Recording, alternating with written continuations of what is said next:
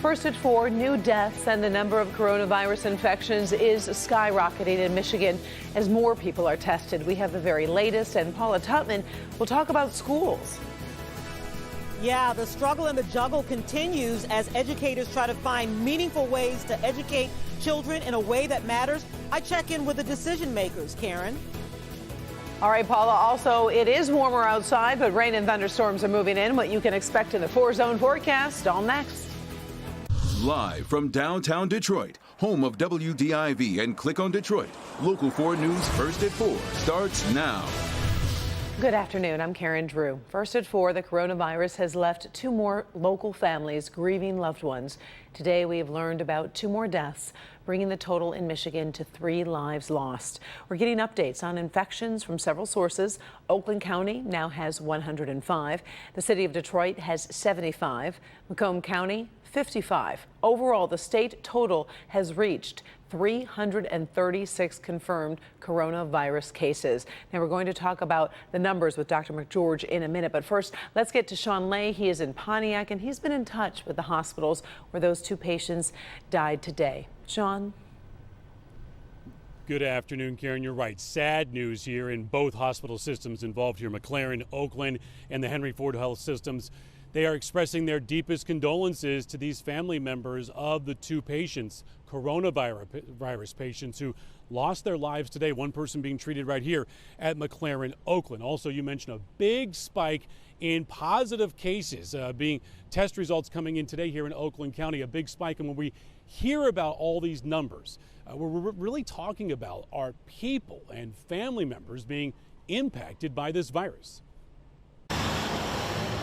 The coronavirus pandemic taking more lives right here at home. An 81-year-old coronavirus patient died this morning at Henry Ford Hospital in Detroit. In Pontiac, McLaren, Oakland is reporting its first coronavirus-related death. A patient in her 50s that had underlying health issues before she contracted the virus. Oakland County officials say that woman in her 50s is actually from Wayne County, but was being treated here in Pontiac. Officials pointing out this virus has no boundaries. Here in Oakland County today, the number of coronavirus cases skyrocketing from 23, jumping all the way today to 104. We're going to dig deeper at 5 o'clock about why the cases are jumping with more tests being done. Also here at McLaren, Oakland at 5 o'clock, we're going to show you this blue tent that is right outside the emergency room. That is a screening tent. Anyone coming here for any reason will be screened for coronavirus symptoms inside that tent before anyone is allowed to go inside the emergency room. And Karen, also keep this in mind. 2 more people losing their lives to this today, but 4 people right now here in Oakland County remain in ICUs in different hospitals in the county, and all 4 are in critical condition. Much more coming up at 5. Obviously, we are keeping those families in our thoughts and saying a big thank you to all of those health care workers who are working every single day for all of us. Right. We'll check back with you, Sean, tonight at 5. Well, to this point, we have been bringing you the latest number of cases each day, but those updates are getting a little bit more complicated as multiple health departments are reporting their own numbers. So let's bring in Dr. Frank McGeorge to talk about the changing numbers and the story they tell. Doc.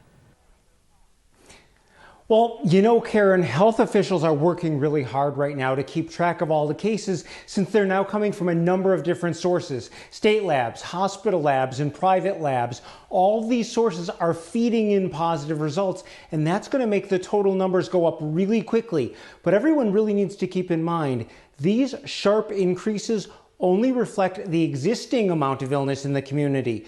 We are still playing catch up to the real number of cases that are out there. So, Doc, with the increase in deaths, is that just part of these increasing overall numbers then?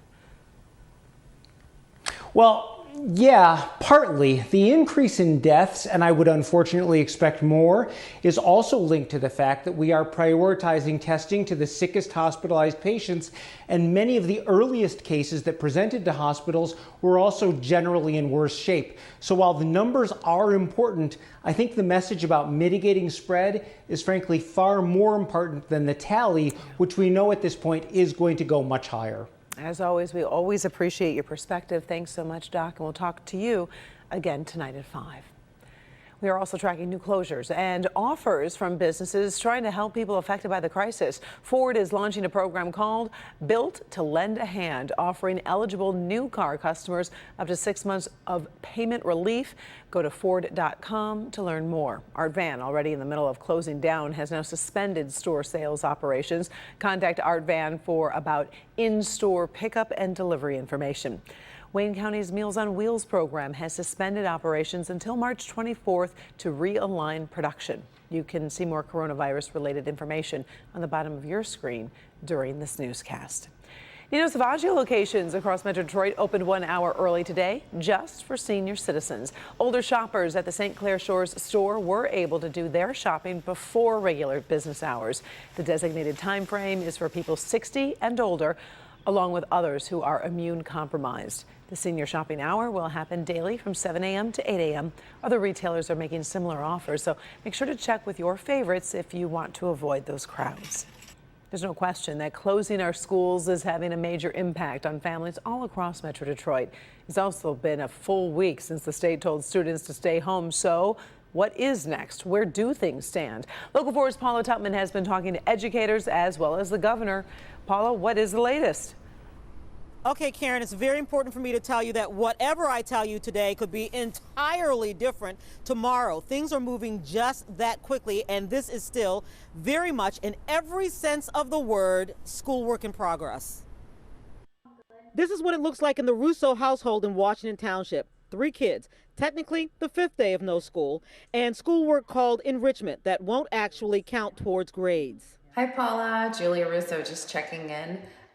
So the first couple days was interesting. The school had not yet sent out a curriculum for the first couple of days. So the kids did a lot of activities outside.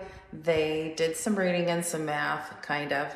But the school did send out the curriculum last night. So today they have been having school at home. Today, just under 400 representatives of the state's 560 school districts did a video conference call with the Michigan Association of Superintendents and Administrators and the governor. The education component is one that's proving to confound our state because we do not have equitable access across this great state in technology and delivery methods. Some communities don't even have the option to use cell phones for internet because they don't have coverage in their homes. The challenge continues to be threefold: feeding students who depend on school for what is often their only meal for the day, educating students remotely but equitably as required by law, and making sure that the children of critical essential workers like first responders and medical personnel have reliable, safe child care so that the wheels of civilization don't grind to a halt.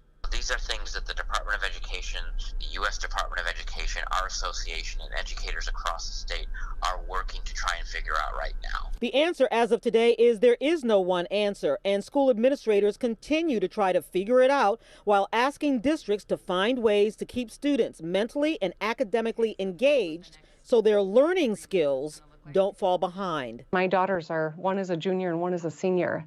You know, it's really hard, but it's important that we explain to our kids why we have to take these actions. They're unhappy that they're going to miss graduation, and yet possibly it's too early to know precisely if that will happen. But it's important that we are being candid and honest about the challenge that we are confronting. Yeah, so thus far as today is concerned, still the governor's order is for that same date in April for schools to return, but she doesn't know whether or not she needs to extend that. You can probably tell in our stories we are practicing that very important social distancing, and that's important to talk about because it's actually causing a little bit of friction, I would say, between some educators and the lawmakers they've elected to office. We're actually going to take a look at that coming up at 6. Karen? I did notice the way you did your story. I thought it was very responsible and safe for everyone. As a fellow journalist, I appreciate it. Thank you, Paula. President Trump has been offering daily updates, and we are hearing about 2 international milestones as we track the progress of COVID-19 all around the world. Devin Scillian in the newsroom. So, Devin, let's start with the president. Sure thing, Karen. These daily briefings go for a little bit more than an hour every morning. They're designed to reassure the public that the administration is taking steps to battle the pandemic. Today, one expert preemptively explained why we'll probably see a rise in the number of cases nationally, while the president said treatments are on the way. Clinical trials are already underway for many new therapies, and we're working on scaling these to allow many more Americans to access different drugs that have shown really good promise. You can see the dramatic increases in the number of new cases based on our ability to test additional people. And this will continue over the next 2 to 3 days. Of course, investors still trying to figure out what to do with this crisis. They're weighing the risk of a recession against the government's efforts to prop up the economy. Stocks started gaining a little momentum this afternoon as the markets closed. As you can see, the Dow was actually up a little under 200 points on the day. A lot of people not necessarily even asking for an increase, just something to stop the bloodletting. And that after the losses that we've seen, it stopped today with a 188-point gain. We're also tracking some milestones around the world. Italy has now reported more deaths than China, even though China, of course, has a much, much larger population. Italy says more than 3,400 people have died there. At the same time, Wuhan, China, reported 0 new infections today. Looks like the very severe restrictions we saw in China may be working, although some view any number that comes out of China with some skepticism. The first world leader has reported an infection. 62-year-old Prince Albert of Monaco has tested positive, though continues working from his private apartments in Monaco. One more important note, the Trump administration has upgraded its warning against any foreign travel. It is urging Americans not to travel abroad under any circumstances. That's just here within the last couple of hours this afternoon. Also telling people who are abroad to return home unless they plan to stay overseas indefinitely. This is an unprecedented level 4 warning from the State Department. That's what we've got right now, Karen, but of course it changes by the minute. Much more coming up at 5. Back to you. All right. Thank you, Devin. Our coverage continues over the next few hours. New at 5, Dr. Frank McGeorge will be returning to talk about the virus and younger people. What we know about that connection is changing. Very important there. Also new at 6, Help Me Hank focusing on filing for unemployment, what you need to know as so many people are losing their jobs right now. So stay with Local 4 at 5 and 6. It is warming up outside, but we won't have much time to enjoy it with that rain and thunderstorms this evening.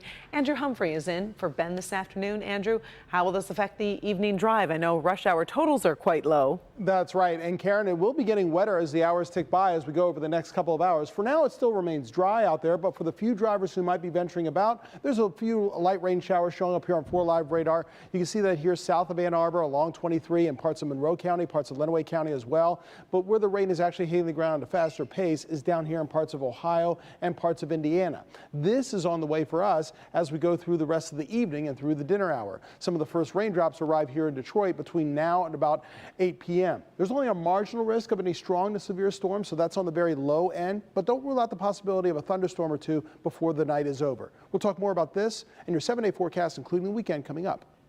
Thank you, Andrew. Still ahead, another Democrat drops out of the race for president, and she's throwing her support behind one of the last 2 still standing.